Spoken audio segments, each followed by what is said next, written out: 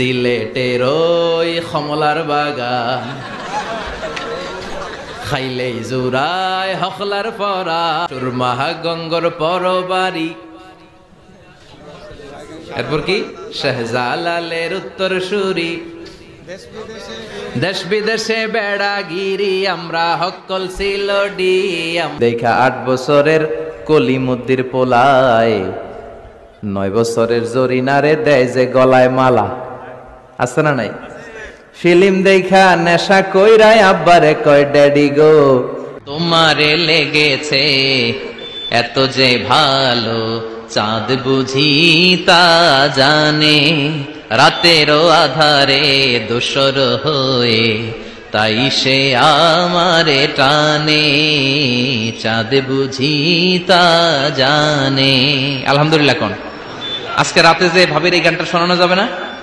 এই গানটা শোনাইলে সওয়াব হবে, আল্লাহর কসম করে বলছি। পরের জায়গা পরের বাড়ি ঘর বাঁধিয়াই আমি রই আমি তো সেই ঘরের মালিক নই। পরের জায়গা পরের বাড়ি ঘর বাঁধিয়াই আমি রই আমি তো সেই ঘরের মালিক নই। ঠিক কি না?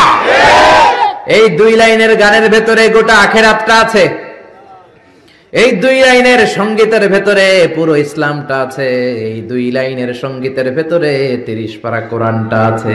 ঠিক কি না? তুমি সুন্দর তাই যে থাকি সে কি মোর অপরাধ? কোন অপরাধ নেই, ইচ্ছা মতো গাইতে থাকেন। স্ত্রীর শানে গান সব আছে না নাই?